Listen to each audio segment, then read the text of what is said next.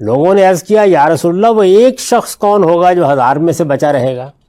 رسول اللہ صلی اللہ علیہ وسلم نے اس کے جواب میں فرمایا خوش ہو جاؤ، اس لیے کہ یاجوج و ماجوج میں سے 1000 دوزخ کے لوگ ہوں گے تو تم میں سے ایک ہوگا۔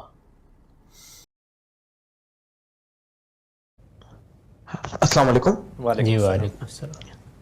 میرا سوال غامدی صاحب آپ کے ایک حدیث سے بیان کے بارے میں ہے، جس میں آپ نے اس حدیث صحیح بخاری اور صحیح مسلم کی حدیث کا ذکر کیا تھا، جس میں کہا تھا کہ ہر 1000 میں سے 999 لوگ جو ہیں وہ دوزخ میں جائیں گے، اور آپ نے اس میں سورہ الاعراف کی بھی آیت کو بھی کہا تھا کہ جس میں جہنم میں ہم نے بہت سارے لوگ جہنم میں جانے کے لیے پیدا کیے ہیں، تو آپ نے اس میں کہا تھا کہ یہ ایک ابتدائی مرحلہ ہے، جس کے بعد امید ہے کہ کچھ فیصد لوگ اور بھی جو ہیں وہ اللہ تعالیٰ اس کو جو ہے جنت میں سے نکال کے جنت کی طرف لے جائے گا۔ تو میرا سوال یہ ہے کہ اگر بہت بڑی تعداد جو ہے وہ جہنم کے لیے ہی جا رہی ہے، تو کیا یہ اسکیم جس میں اربوں لوگ جو ہیں وہ جہنم میں جائیں گے، تو کیا یہ پوری کائنات کی کریشن وغیرہ اس کا کوئی ایک معاملہ ایسا بنتا ہے کہ جس میں زیادہ تر لوگ فیلئر کی طرف جا رہے ہیں بنسبت یہ کہ وہ کامیابی کی طرف جائیں؟ تو اس کے بارے میں تھوڑی سی وضاحت آپ کر دیجیے۔ شکریہ۔ بہت شکریہ۔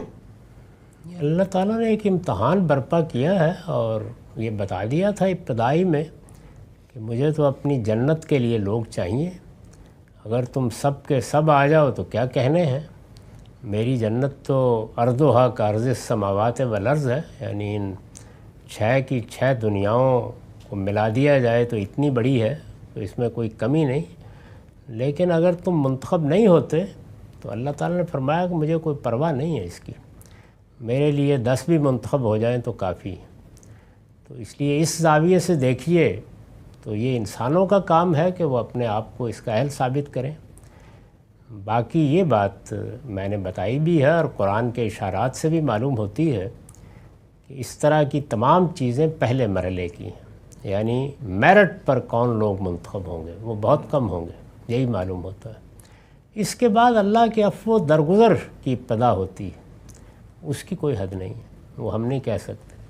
اس میں تو اگر حدیثوں کو دیکھا جائے تو معلوم ہوتا ہے کہ شاید کوئی بھی نہ رہے وہاں۔ اس میں اس طرح کے الفاظ بھی ہیں کہ جس کے دل میں کوئی رائی برابر بھی ایمان ہے وہ بھی نکال لیا جائے گا۔ تو یہ عفو و درگزر کا معاملہ ہے، یعنی اللہ تعالیٰ جب رحمت فرمائیں گے، کرم فرمائیں گے اور وہ معاف کرنا شروع کریں گے تو معافی کہاں تک جائے گی، اس کو خود قرآن میں بھی بیان کر دیا کہ میں یہ تو معاف نہیں کروں گا کہ جانتے بوجھتے میرے شریک ٹھہراؤ، لیکن اس کے نیچے اپنے قانون کے مطابق جو چاہے معاف کر دوں گا۔ تو معافی کا ایک معاملہ الگ ہے اور میرٹ کا معاملہ بالکل الگ ہے۔ تو قرآن پہلے معاملے کو ہی بیان کرتا ہے، دوسرے کے بارے میں اصولی بات کر دیتا ہے، کیونکہ اس کو اگر تفصیل کے ساتھ بیان کیا جائے تو پھر تو لوگ اور بھی اطمینان سے سو جائیں گے۔ یہ ایک لمبی روایت ہے، ابو سعید خدری رضی اللہ عنہ سے روایت ہے کہ رسول اللہ صلی اللہ علیہ وسلم نے فرمایا اللہ تعالیٰ کہے گا اے آدم، وہ عرض کریں گے میں حاضر ہوں، یعنی ہمارے ابو الآباء آدم سے کہا جائے گا اے آدم، وہ عرض کریں گے میں حاضر ہوں، پروردگار تیری فرما برداری کے لیے ہر وقت حاضر ہوں، حقیقت یہ ہے کہ تمام بھلائی تیرے ہی ہاتھ میں ہے۔ ظاہر ہے کہ پروردگار عالم کی بارگاہ میں آواز دی جائے، عرش سے آواز دی جائے، محشر کے میدان میں آواز دی جائے، جب خدا کی وہ عظیم عدالت لگے گی اس موقع پر پکارا جائے تو ایک بندہ عاجز کو اسی طرح لبیک کہنا چاہیے۔ بڑے خوبصورت الفاظ میں وہ یہ کہیں گے، عربی زبان میں یہ کسی بارگاہ میں کھڑے ہو کر بولے جانے والے الفاظ ہیں، یہ لبیک، صادق، اس طرح کے الفاظ، تو انہی کو وہ استعمال کریں گے۔ فرمایا اللہ کہے گا دوزخ کے لوگوں کو نکال لو، یعنی اس وقت جو جم غفیر ہے جس کا فیصلہ ہو گیا تو اب ان میں دوزخ کے لوگوں کو الگ کر لیں، آپ ہی کی اولاد ہے۔ وہ عرض کریں گے دوزخ کے کتنے لوگ ہیں پروردگار؟ ارشاد ہوگا ہر 1000 میں سے 999۔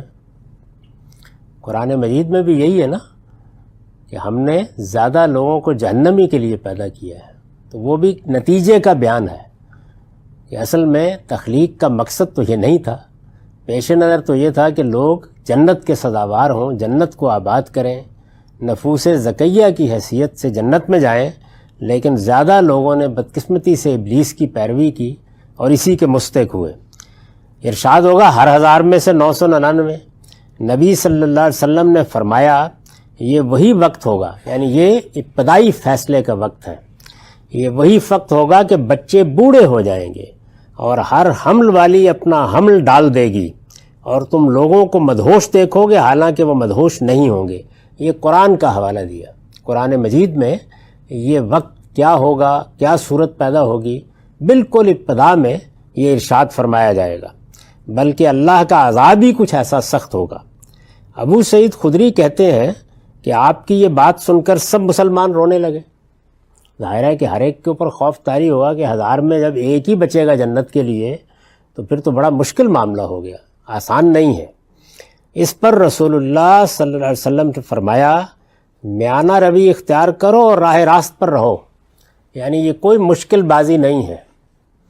اصل چیز یہ ہے کہ تم اس توازن کو قائم رکھتے ہو جس کا تقاضا اللہ تعالیٰ نے کیا ہے۔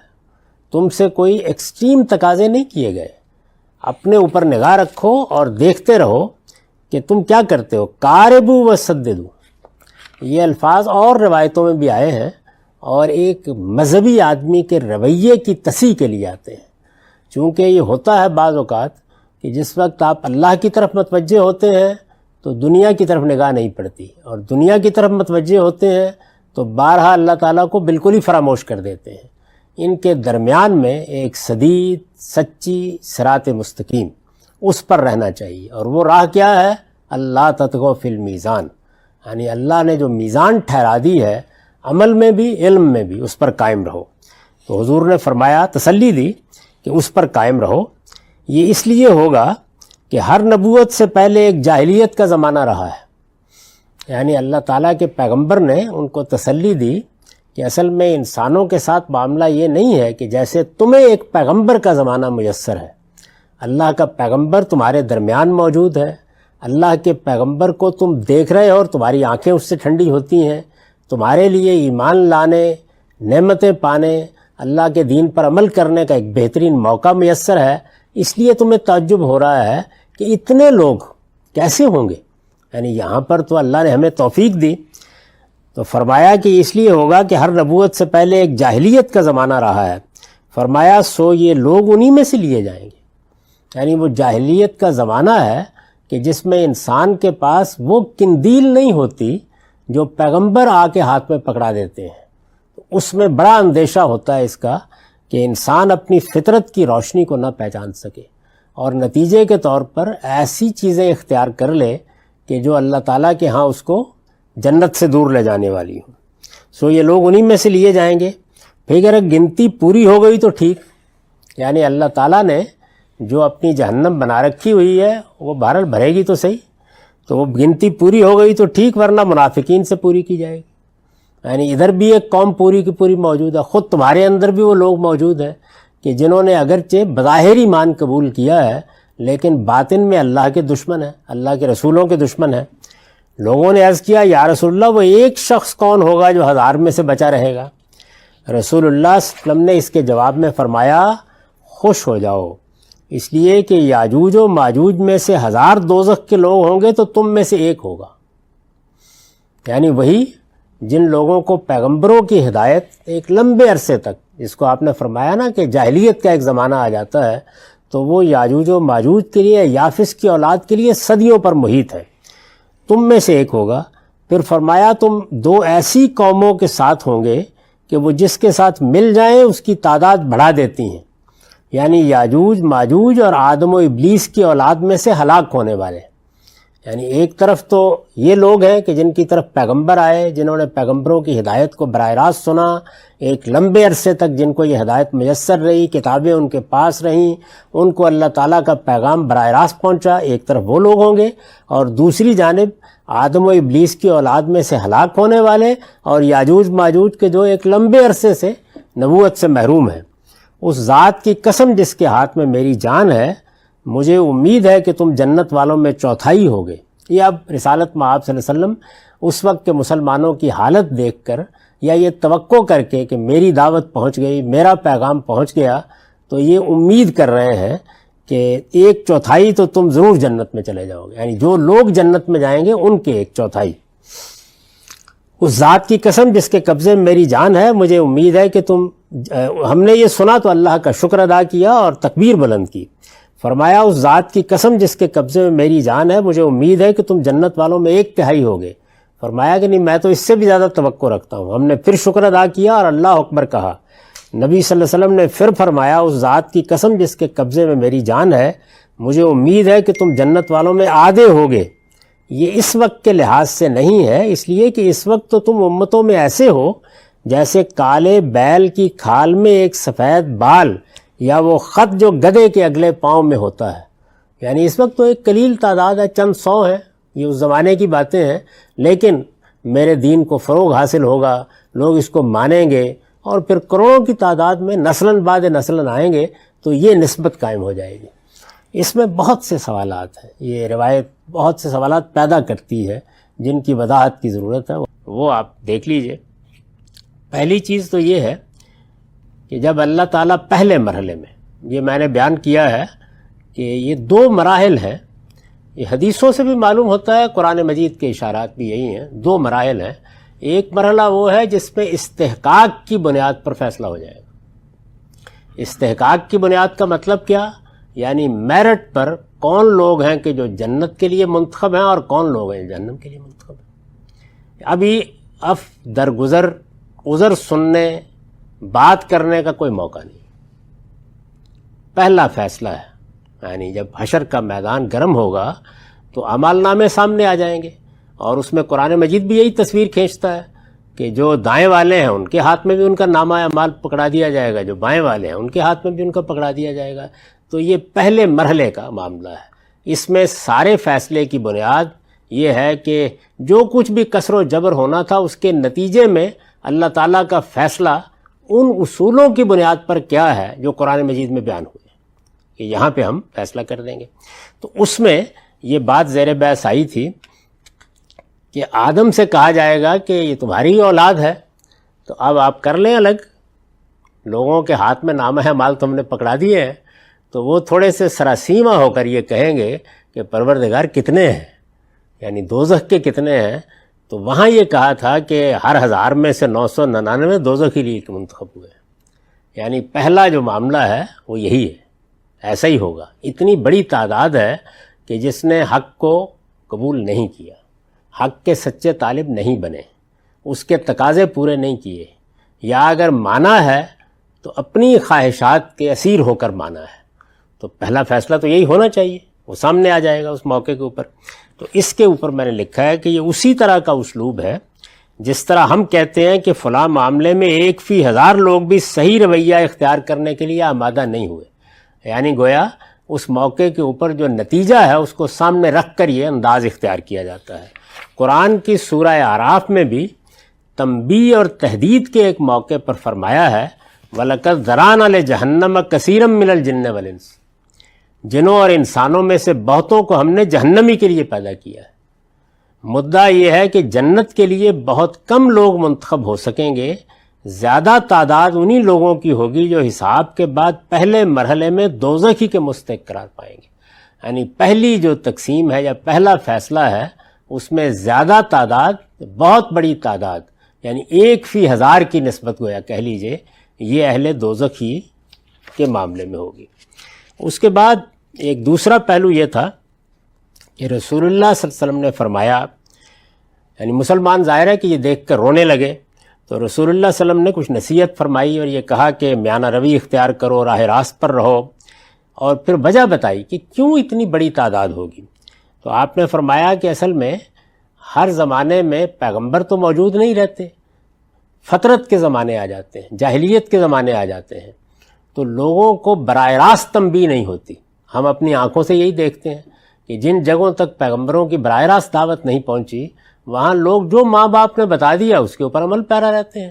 یعنی اگر شرک ہے تو شرک ہی چل رہا ہے، بدعت ہے تو بدعت ہی چل رہی ہے، دین سے انحراف ہے تو وہی ہے جس کو لوگوں نے اختیار کر رکھا ہوا ہے، اور اس میں استدلال یہ ہوتا ہے کہ ہمارے آباء یہی کرتے رہے ہیں۔ تو یہ جو صورت پیدا ہوتی ہے اس کی وجہ بتائی رسالت مآب صلی اللہ علیہ وسلم نے۔ تو اس پر میں نے لکھا ہے کہ یعنی ان لوگوں میں سے ہوں گے جو پیغمبروں کی ہدایت سے محروم رہے اور عقل و فطرت کی جو روشنی اللہ تعالیٰ نے عطا فرمائی تھی اس سے بھی کسب فیض نہیں کر سکے۔ ہونا یہ چاہیے تھا کہ اپنی طرف سے آگے بڑھتے، آپ نے جا کر نہیں جھگڑا، دعوت نہیں پیش کی۔ یہاں پر یہ اصول واضح کر دوں میں کہ ایک ذمہ داری وہ ہے جو حق کے سچے دائیوں پر عائد ہوتی ہے۔ ہم ہمیشہ اس پہ توجہ دلاتے ہیں کہ اللہ کے پیغمبر آتے ہیں تو جو ان کا دائرہ متعین کیا جاتا ہے وہ اس میں گویا ایک ایک شخص تک بات پہنچاتے ہیں۔ ہمارے لیے بھی یہی ذمہ داری ہے۔ بنی اسماعیل کو اگر یہ ذمہ داری دی گئی ہے کہ وہ قیامت تک اللہ کا پیغام پہنچائیں تو ہمیں اسی پر غور کرنا ہے کہ ہم نے وہ پہنچایا یا نہیں، لیکن اس کو ذرا تھوڑی دیر کے لیے الگ رکھ دیں۔ تو انسان کو جو اللہ تعالیٰ نے شعور دیا ہے، کیا وہ یہ تقاضا نہیں کرتا کہ وہ حق کو تلاش کرے؟ نہیں پہنچی نا، تو تلاش کرنے کا داعیہ تو پیدا ہونا چاہیے۔ اس کی بہت سی تفصیلات ہیں۔ یعنی اگر فرض کر لیجئے کہ ایک آدمی نے کوئی پیغمبروں کا ذکر بھی نہیں سنا، جو کچھ اس کی فطرت کے اندر روشنی ہے اسی پر کھڑا ہے، تو فطرت کی روشنی اجمالی ہے، وہ اپنے وجود ہی سے عقلی طور پر تقاضا کرتی ہے کہ انسان اس کی تفصیل جاننے کی کوشش کرے۔ تو کیا اس نے کوشش کی؟ اب یہ اس آدمی کی طرف سے دیکھیے۔ دوسری چیز کیا؟ دوسرے یہ کہ پیغمبروں کی روشنی پہنچ گئی، ہدایت پہنچ گئی، ایک کی پہنچ گئی، دو کی پہنچ گئی۔ میں مثال دے دیتا ہوں۔ یہود کو یہ معلوم ہو گیا یا نصارہ کو معلوم ہو گیا کہ اللہ پیغمبر بھیجتا ہے۔ اب پیغمبر بھیجتا ہے کے بعد یا تو پیغمبر بتا دے کہ اب کوئی نہیں آئے گا، ورنہ تو ہر آنے والے پیغمبر کی آواز تقاضا کرتی ہے کہ سنی جائے، لازمی نتیجہ ہے نا اس کا۔ تو کیا یہ عمل کیا گیا؟ تو یہ چیز اللہ کے ہاں مواخذے کا باعث بنے گی۔ ایک مواخذہ ادھر سے ہے، ایک ادھر سے آپ سے ایک طرز عمل کا تقاضا کیا گیا ہے، یہ اس کو میں نے بیان کیا ہے۔ یعنی ان لوگوں میں سے ہوں گے جو پیغمبروں کی ہدایت سے محروم رہے اور عقل و فطرت کی جو روشنی اللہ تعالیٰ نے عطا فرمائی تھی اس سے بھی کسب فیض نہیں کر سکے، چنانچہ خواہشوں میں کی اسیری میں زندگی بسر کر کے دنیا سے رخصت ہو گئے۔ تو یہ فرمایا کہ ایک بڑی تعداد ان لوگوں کی ہوگی جو جہنم کے لیے الگ ہو جائیں گے پہلے مرحلے میں۔ یہ ذہن میں رکھیے، پہلا مرحلہ، دوسرے مرحلے کی تفصیلات الگ ہیں۔ تو حدیث میں یہ کہا گیا تھا کہ گنتی پوری ہو گئی تو ٹھیک، گنتی پوری ہو گئی مطلب یہ ہے کہ جتنے لوگ میں بیان کر رہا ہوں اگر وہ انہی میں سے پورے ہو گئے تو ہو گئے، ورنہ منافقین بہت بھرے پڑے۔ یعنی ادھر وہ لوگ کے جو جاہلیت میں رہے، زمانہ فطرت میں رہے، پیغمبروں کی دعوت نہیں پہنچی، ان پر جو تقاضا پیدا ہوتا تھا حق کو تلاش کرنے کا وہ پورا نہیں کیا، وہ تو آ ہی جائیں گے۔ ادھر یہ ہے کہ جن کے ساتھ یہ سب کچھ ہو گیا، مدینے میں موجود ہیں، میں مثال دے رہا ہوں، خدا کا پیغمبر درمیان میں ہے لیکن منافق ہے، تو یہ بھی بہت ہے، بھرے پڑے ہیں، تو ان سے باقی پورا کر لیا جائے گا۔ یعنی ان لوگوں سے پوری ہو جائے گی جو پیغمبروں کی طرف سے اتمام حجت کے بعد بظاہر ایمان لے آئے لیکن حقیقت میں خدا اور اس کے رسولوں کی ہدایت کو قبول کرنے کے لیے تیار نہیں ہوئے۔ لفظ منافقین قرآن میں اسی طرح کے لوگوں کے لیے استعمال ہوا ہے۔ تو اس روایت میں یہ تین چیزیں ہیں جن کی میں نے وضاحت کی ہے، لیکن یہ چونکہ ایک بڑی لمبی روایت ہے تو ابھی اس میں کچھ اور چیزیں بھی ہیں جن کو دیکھنا چاہیے۔ اس میں ایک اہم چیز یاجوج ماجوج کا ذکر ہے، اور یہ بات بھی روایت میں بیان ہوئی ہے کہ یہ لوگ ہیں جو زیادہ تر خدا کی ہدایت سے محروم بھی رہیں گے، انحرافات بھی اختیار کریں گے، پیغمبروں کی دعوت کو بھی قبول نہیں کریں گے، کیونکہ رسول اللہ صلی اللہ علیہ وسلم یہ خبر دے رہے ہیں، اور میں اس کی طرف کئی بار توجہ دلا رہا ہوں کہ اس طرح کے اخبار رسالت مآب صلی اللہ علیہ وسلم بالعموم اپنے ان رویا کی بنیاد پر دیتے تھے جو آپ کو دکھائے جاتے۔ اس کی بڑی تفصیلات روایتوں میں ہے، یعنی اس میں گویا بعض حقائق عالم رویا میں کھول دیے جاتے تھے تاکہ آپ خود بھی ان کو دیکھیں، اس سے آپ کے ایمان و اذعان میں بھی غیر معمولی اضافہ ہوتا، اور پھر جب لوگوں کو بتائے جاتے تو گویا ایک پیغمبر کی شہادت سامنے آ جاتی۔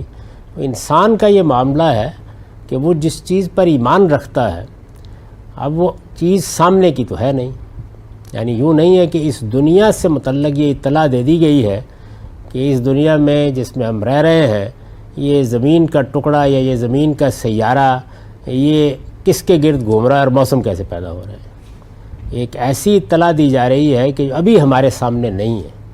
تو جب اس طرح کی کسی چیز کے بارے میں آپ کے سامنے کوئی تصویر آتی ہے تو ایک فطری چیز پیدا ہوتی ہے کہ انسان اس کی تفصیلات کو جاننا چاہتا ہے، یعنی معلوم کرنا چاہتا ہے کہ وہ تصویر کتنی مکمل ہو سکتی ہے، اس کے کیا کیا پہلو ہو سکتے ہیں۔ تو اللہ کے پیغمبر کو بعض اوقات رویا میں ایسے حقائق دکھا دیے جاتے جیسے آپ بیان کرتے ہیں، اور پھر اس طریقے سے وہ روایات میں منتقل ہونا شروع ہو گئے۔ تو حضور نے یہ فرمایا اس میں، اگر آپ کی طرف اس کی نسبت صحیح ہے، کہ یاجوج ماجوج میں سے بہت بڑی تعداد ہوگی، یعنی گویا ایک تمثیل کے انداز میں یہ کہا کہ یوں سمجھو کہ ایک اگر تم میں سے ہوگا تو 1000 اس میں سے ہوں گے، یعنی وہ لوگ کہ جو کامیاب نہیں ہو سکیں گے، محض استحقاق کی بنیاد پر منتخب نہیں ہو سکیں گے۔ تو اس میں ظاہر ہے کہ یہ سوال پیدا ہوتا ہے کہ ان کی نوعیت کیا ہے۔ تو اس پر میں نے لکھا ہے کہ یہ دونوں یعنی یاجوج ماجوج یہ دونوں نوح علیہ السلام کے بیٹے یافس کی اولاد میں سے ہیں۔ ہمارے پاس جو اس وقت قدیم تاریخ سے متعلق ماخذ ہیں ان میں خود بائبل بہت بڑا ماخذ ہے، قدیم مورخین کے بیانات ہیں، انسانوں کی اجتماعی روایات ہیں۔ اب آ کے جو نئی دنیا پیدا ہو رہی ہے اس میں آثار کی تحقیق، ڈی این اے اور فلاں یہ نئی چیزیں کچھ نئے پہلو پیدا کر رہی ہیں، لیکن جتنی معلومات بھی ہمارے پاس ابھی تک تاریخی روایات سے ہیں ان میں سے کوئی بنیادی چیز چیلنج نہیں ہوئی، یعنی ابھی کوئی تبدیلی نہیں آئی، جب آئے گی تو دیکھا جائے گا۔ تو اس وقت جو کچھ ہم بیان کر رہے ہیں وہ اصل میں موجود تاریخ کی بنیاد پر ہے، یعنی جو تاریخ اس وقت تک ہمارے پاس ہے۔ یہ دونوں نوح علیہ السلام کے بیٹے یافس کی اولاد میں سے ہیں جو ایشیا کے شمالی علاقوں میں آباد ہوئی، یعنی جس وقت طوفان کے بعد ان کے بیٹوں کی اولاد پھیلنا شروع ہوئی تو حام کی نسلوں نے زیادہ تر افریقہ کو آباد کیا اور سامی لوگوں نے مشرق وسطیٰ کو اپنا وطن بنایا، بلکہ اب جدید تحقیقات سے معلوم ہوتا ہے کہ یہیں سے یہ ترکی کے راستے سے یورپ میں بھی داخل ہوئے، اور انہی میں یافس کی اولاد جو تیسرے بیٹے ہیں یہ شمالی علاقوں میں چلی گئی، یعنی جو جن کو آپ وسط ایشیا کے علاقے کہتے ہیں۔ پھر انہی کے بعض قبائل یورپ پہنچے، وہاں سے ہجرتیں کر کے مختلف وقتوں میں یہ لوگ وہاں جاتے رہے، یعنی کچھ ہجرتیں افریقہ سے ہوئیں، کچھ نیچے سے سامی قوموں کی ہوئیں، اور زیادہ تر یافس کی اولاد وہ یورپ میں آباد ہونا شروع ہوئی، اور اس کے بعد چند صدی پہلے امریکہ اور آسٹریلیا کو آباد کیا، یعنی یہ تو ابھی حال کی بات ہے، ہم اس سے واقف ہیں۔ ان میں سے ایک بڑی تعداد نے اگرچہ مسیح علیہ السلام کو مانا ہے، بظاہر تو یہ کہا جا سکتا ہے کہ کیتھولک کی صرف 2.5 ارب کے قریب ہے، بہت بڑی تعداد ہے۔ دنیا کے اندر سب سے زیادہ اگر کوئی مذہب تعداد کے اعتبار سے ہے تو وہ مسیحیت ہے۔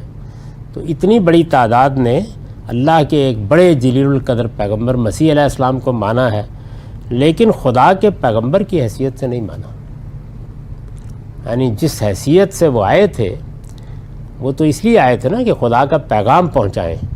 پیغمبر کو ماننا کسی جلیل القدر ہستی کے عظیم ہونے کا اعتراف نہیں ہے۔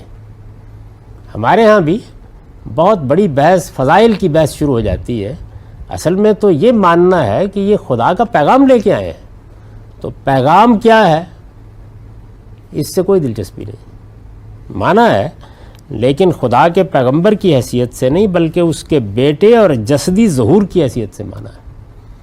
یعنی یوں مانا کہ اصل میں جو فلسفے کی ٹریڈیشن چلی آ رہی تھی کہ یہ عالم، یہ مادی عالم، یہ کچھ بھی نہیں ہے، یہ تو اصل میں حقیقت مطلقہ کے عکوس و زلال ہے، تو وہی چیز مسیحی علم کلام میں جا کر اس پورے عالم کے بجائے سیدنا مسیح کی شخصیت میں مرتکز ہو گئی کہ ذات خداوندی کا جسدی ظہور، یعنی وہ کوئی جسم نہیں رکھتی ذات، لیکن جب اس نے جسم قبول کرنا چاہا تو کیا ہوا؟ مسیح جسدی ظہور کی حیثیت سے مانا ہے۔ باقی زیادہ تر توہمات کے پیرو رہے ہیں۔ دور حاضر میں بھی ان کی ایک بڑی تعداد اب الحاد کی علمبردار بن کر کھڑی ہو رہی ہے، یعنی علمی الحاد کا ماخذ بھی دور حاضر میں اگر آپ دیکھیں تو زیادہ تر یاجوج ماجوج ہیں۔ قرآن اور بائبل دونوں سے معلوم ہوتا ہے کہ یہ انہی کا خروج ہے جس کے بعد قیامت برپا ہو جائے گی۔ تو یہ ایک واقعی حقیقت ہے جس کو آج ہم دیکھ سکتے ہیں، اور اس کا ماضی اور حال ہمارے علم میں ہے۔ تو رسول اللہ صلی اللہ علیہ وسلم نے یہ خبر دی کہ زیادہ تعداد ان میں سے ان لوگوں کی ہوگی جو نہیں منتخب ہو سکیں گے بربنائے استحقاق۔ یہاں زیر بحث یہ ہے، یعنی جس وقت اللہ تعالیٰ کی عدالت لگے گی تو یہ معلوم ہوتا ہے روایتوں سے بھی اور قرآن مجید کے اشارات سے بھی کہ پہلے مرحلے میں فیصلے کی بنیاد استحقاق بن جائے گا۔ اللہ کی رحمت کیا فیصلہ کرتی ہے؟ سب کو معاف کر دیتی ہے، کس کس کو معاف کرتی ہے، کس کے بارے میں کیا فیصلہ صادر ہوتا ہے، آخری حتمی حکم کیا ہے، وہ بات کا مسئلہ ہے۔ پہلے تو استحقاق کی بنیاد پر تقسیم ہو جائے گی کہ کون کس طرف کھڑا ہے۔ تو یہ اس وقت کا بیان ہے کہ اس وقت تو ان کی بہت بڑی تعداد ہوگی ان لوگوں میں جو جہنم کے لیے سامنے آ جائیں گے۔ اب ظاہر ہے کہ اس کے بعد نتیجہ کیا نکلتا ہے؟ نتیجہ یہ نکلتا ہے کہ دنیا میں بھی اگر آپ دیکھیں تو زیادہ تعداد انہی کی ہوگی۔ اس وقت بھی صورتحال یہی ہے۔ تو رسالت مآب صلی اللہ علیہ وسلم نے یہ فرمایا کہ یہاں پر بھی اور وہاں پر بھی ان کا نسبت تناسب یہی رہے گا۔ تو میں نے اس پر لکھا مطلب یہ ہے کہ ان دونوں کی تعداد ہمیشہ زیادہ رہے گی، تاہم جب تک دنیا قائم ہے تمہیں انہی کے ساتھ رہنا ہے، اور انہی کے ساتھ رہتے ہوئے اور ان کے تمام انحرافات کے باوجود اپنے آپ کو خدا کی ہدایت پر قائم رکھنے کی جد و جہد کرنی ہے۔ اس روایت میں جو کہا گیا وہ یہ ہے کہ اللہ ان کو مٹا نہیں دے گا یا اپنی نافرمانی کی سزا دے کے ختم نہیں کر دے گا، اب قیامت تک ان کے ساتھ رہنا ہے۔ تم ساتھ رہنا ہے تو ظاہر ہے کہ ساتھ رہنے کا مطلب یہ ہے کہ جو خوبیاں ہوں گی وہ تو ہوں گی، لیکن انحرافات ہوں گے، ان کے الہات کے مبلغ بھی بن جائیں گے، اور اس سے پہلے پوری دنیا کے اندر مسیح کی الوہیت کے علمبردار بن کے کھڑے رہے ہیں اور صدیوں سے کھڑے ہیں اور ایک عظیم سلطنت کے تحت کھڑے رہے ہیں۔ تو تمہیں ان کے ساتھ زندگی بسر کرنی ہے، کہیں بھاگ نہیں جانا، ان کے ساتھ ہی رہنا ہے۔ خدا کا امتحان یہی ہے۔ تو اس کے مقابل میں تمہاری تعداد کم ہوگی یہاں پر بھی اور وہاں پر بھی، یعنی ان لوگوں کے مقابلے میں جو دوسری امتوں میں سے جنت کے لیے منتخب کیے جائیں گے، اگر پیچھے بھی مڑ کے دیکھو گے تو وہاں پر بھی تمہارا نسبت تناسب یہی ہوگا۔ یہ غالباً اس لیے ہوگا کہ رسول اللہ صلی اللہ علیہ وسلم کے بعد دنیا کی آبادی تیزی کے ساتھ بڑھی اور دیکھتے دیکھتے اربوں تک پہنچ گئی ہے، یعنی آبادی کی نسبت بھی ایسے ہی ہے۔ اس سے ماضی میں اگر دیکھیں تو پہلے پیغمبروں کے ہاں خاص طور پر جو مختلف قوموں میں آئے تو بہت قرآن مجید نے ذکر کیا ہے کہ حضرت یونس اس بستی کی طرف بھیجے الی 100,000 و یزیدون، یہ 1 لاکھ سے زیادہ تھی۔ اب ہمارے ہاں بعض بڑے شہروں کے چھوٹے سے محلے میں بھی 2-2.5 لاکھ لوگ آباد ہوتے ہیں، تو زمین آسمان کا فرق پڑ گیا۔ تو اس موقع کے اوپر حضور نے یہ کہا کہ اس وقت تم تعداد میں بہت کم ہو۔ روایتوں سے معلوم ہوتا ہے کہ نبی صلی اللہ علیہ وسلم پر آپ کے حین حیات ایمان لانے والے 1 لاکھ سے کچھ ہی زیادہ تھے۔ یہ جو تشبیہ دی آپ نے کہ جیسے ایک بیل ہے، سفید رنگ کا بیل، اور اس میں ایک کالا بال ہے، تو یہ گویا بتایا کہ اس وقت کی صورتحال یہی ہے، لیکن بتدریج یہ تعداد نسبت تناسب بڑھتی چلی جائے گی، اور پھر آخری نتیجہ بتا دیا کہ قیامت میں بھی پہلے انتخاب میں یہ صورتحال پیدا ہوگی۔ وآخر دعوانا الحمدللہ رب العالمین۔